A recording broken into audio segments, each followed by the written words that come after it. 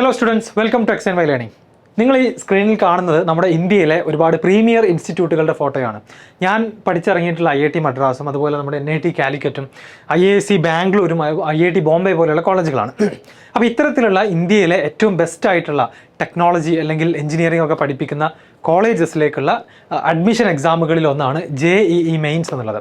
So ഈ വർഷത്തെ JEE mains എന്ത് ചെയ്തിട്ടുണ്ട്? കംപ്ലീറ്റ് ആയിട്ടുണ്ട്. 2 സെഷൻസിലായിട്ട് നടക്കുന്ന എക്സാം, ഫസ്റ്റ് സെഷൻ ജനുവരിയിലും സെക്കൻഡ് സെഷൻ ഏപ്രിലും എന്ത് ചെയ്തിട്ടുണ്ട്? ഓൾറെഡി കംപ്ലീറ്റഡ് ആയിട്ടുണ്ട്. അപ്പോൾ ഇനി ഈ വർഷം ബാക്കിയുള്ള ഇന്ത്യയിലെ ഏറ്റവും പോപ്പുലർ ആയിട്ടുള്ള കോമ്പറ്റേറ്റീവ് എക്സാമിനേഷൻസ് ഏതൊക്കെയാണെന്ന് ചോദിച്ചാൽ, ഒന്ന് നീറ്റും അതുപോലെ തന്നെ JEE മെയിൻസിൻ്റെ നെക്സ്റ്റ് റൗണ്ട് ആയിട്ടുള്ള IITകളിലേക്കുള്ള അഡ്മിഷന് വേണ്ടി ഉള്ള എക്സാം നടക്കുന്ന JEE അഡ്വാൻസ്ഡ് എന്ന് പറയുന്ന എക്സാമുകളാണ് ബാക്കിയുള്ളത്. ഓക്കെ, അപ്പോൾ ഇപ്പോൾ കഴിഞ്ഞ JEE എക്സാം നമ്മൾ ജോയിൻറ്റ് എൻട്രൻസ് എക്സാമിനേഷൻ എന്നതിൻ്റെ ഷോർട്ടായിട്ട് JEE എന്ന് വിളിക്കുന്ന ഈ ഒരു എക്സാമിൻ്റെ ഫസ്റ്റ് സ്റ്റേജിൻ്റെ പേരാണ് JEE മെയിൻസ് എന്ന് പറയുന്നത്. ഇതിൽ ക്വാളിഫൈ ചെയ്യുന്ന കുട്ടികളെയാണ് NITകൾ പോലെയുള്ള കോളേജുകളിലേക്ക് നേരിട്ട് അഡ്മിഷൻ കിട്ടുന്നത്. മാത്രമല്ല IITകളിലേക്കുള്ള അഡ്മിഷൻ എക്സാം, അതായത് JEE അഡ്വാൻസ്ഡ് എക്സാം എഴുതണമെന്നുണ്ടെങ്കിൽ നമുക്ക് JEE മെയിൻസിൽ ഒരു മിനിമം സ്കോർ ഉണ്ടായിരിക്കണം. സോ ഈ വർഷത്തെ 2 സെഷൻസിലായി നടന്ന JEE ടോപ്പേഴ്സ് അല്ലെങ്കിൽ JEE ടോപ്പേഴ്സിനോട് നമ്മൾ ചോദിച്ചപ്പോൾ മനസ്സിലായ കാര്യം, ഇപ്പോൾ നിങ്ങൾക്കറിയാം നീറ്റ് എക്സാം കേരളത്തിലെ കുട്ടികൾ റിലേറ്റീവ്ലി നന്നായിട്ട് പെർഫോം ചെയ്യുന്ന എക്സാമാണ്. ഒരുപാട് കുട്ടികൾക്ക് MBBS സീറ്റുകൾ കിട്ടാറുണ്ട്. ടോപ്പ് 1000-ൽ തന്നെ നമുക്ക് ഒരുപാട് കേരളത്തിലെ കുട്ടികളെ കാണാറുണ്ട്. ഈവൻ ദോ കഴിഞ്ഞൊരു 3 വർഷമായിട്ട് ആ ഒരു ട്രെൻഡും എന്താണ്, താഴേക്ക് ഡിക്ലൈൻ ചെയ്തുകൊണ്ടിരിക്കുകയാണ്. ബട്ട് സ്റ്റിൽ നമുക്ക് JEEയുമായിട്ട് കമ്പയർ ചെയ്യുമ്പോൾ നീറ്റിൻ്റെ റിസൾട്ട് ബെറ്റർ ആണെന്ന് പറയാം. അപ്പോൾ എന്തുകൊണ്ടാണ് ഇത്രയും വർഷങ്ങളായിട്ടും JEE പോലെയുള്ള ഒരു എക്സാമിൽ കേരളത്തിലെ കുട്ടികൾക്ക് മറ്റ് സ്റ്റേറ്റിനെ കമ്പയർ ചെയ്യുമ്പോൾ മുന്നിലെത്താൻ കഴിയാത്തത്? അപ്പോൾ അത് അറിയണമെന്നുണ്ടെങ്കിൽ എന്ത് ചെയ്യണം?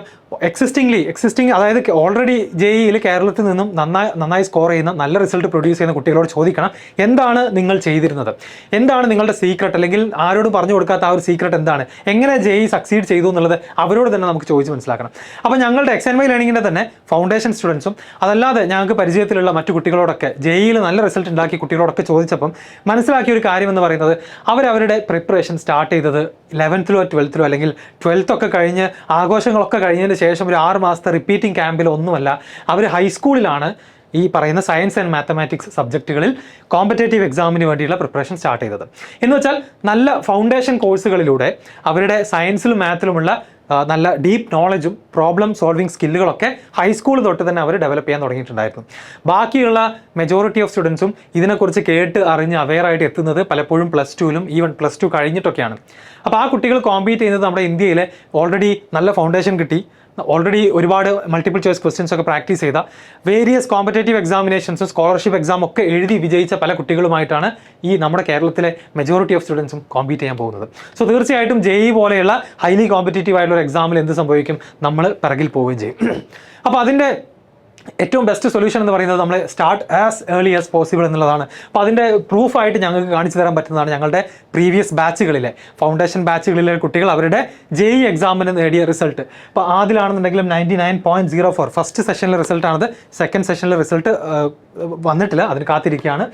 അതുപോലെ ഹാത്തിയും ഹംസയും ഫസ്റ്റ് അറ്റംപ്റ്റിൽ തന്നെ 98.34 JEE മെയിനിൽ എന്ത് ചെയ്യാൻ പറ്റി?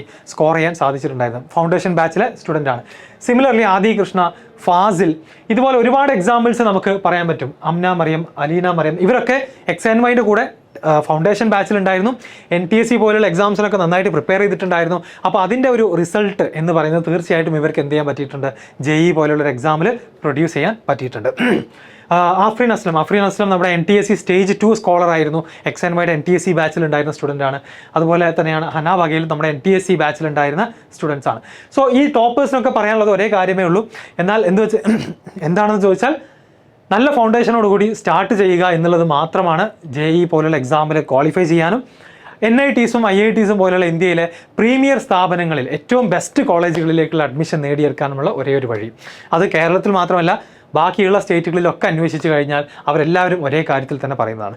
സോ അതിനർത്ഥം നമ്മൾ 8 മുതലേ കുട്ടികളെ ഹൈ പ്രഷറിൽ ഒരു എൻട്രൻസ് കോച്ചിങ് സെൻറ്ററിൽ നടക്കുന്നത് പോലെ അല്ലെങ്കിൽ ഒരു റിപ്പീറ്റേഴ്സ് ബാച്ചിലൊക്കെ ഉള്ള സ്ട്രെസ്സൊക്കെ അനുഭവിച്ചിട്ട് 8th സ്റ്റാൻഡേർഡിലെ കുട്ടികളെ ഒരു ഓവർ ബേർഡൻ അവരുടെ തലയിലേക്ക് വെച്ച് കൊടുക്കണമെന്നല്ല.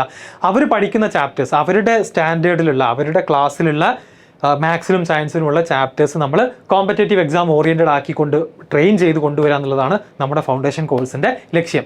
ഓക്കെ, സോ ഈ ഒരു XandY ലേണിങ്ങിൻ്റെ ഫൗണ്ടേഷൻ കോഴ്സിനെ കുറിച്ച് കൂടുതൽ അറിയാനും JEE പോലെയുള്ള എക്സാംസിന് നേരത്തെ പ്രിപ്പറേഷൻ സ്റ്റാർട്ട് ചെയ്യാനും ഇത്തരത്തിലുള്ള പ്രീമിയർ ഇൻസ്റ്റിറ്റ്യൂട്ടുകളിൽ അഡ്മിഷൻ നേടിയെടുക്കാനും ഒക്കെ വേണ്ടിയിട്ട് നിങ്ങൾക്ക് കൂടുതൽ അറിയണമെന്നുണ്ടെങ്കിൽ XandY ലേണിംഗിൻ്റെ ഫൗണ്ടേഷൻ കോഴ്സിനെ കുറിച്ച് കൂടുതൽ അറിയണമെന്നുണ്ടെങ്കിൽ ഈ ഡിസ്ക്രിപ്ഷനിൽ കാണുന്ന നമ്പറിൽ നിങ്ങൾ എന്ത് ചെയ്യുക, ഒന്ന് കോൺടാക്ട് ചെയ്യുക.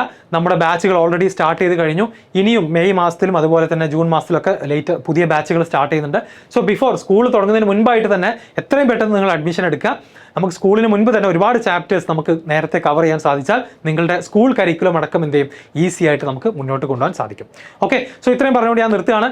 ഇതുപോലത്തെ അപ്ഡേറ്റ്സുമായിട്ട് നമുക്ക് മറ്റൊരു വീഡിയോയിൽ കാണാം. Good bye.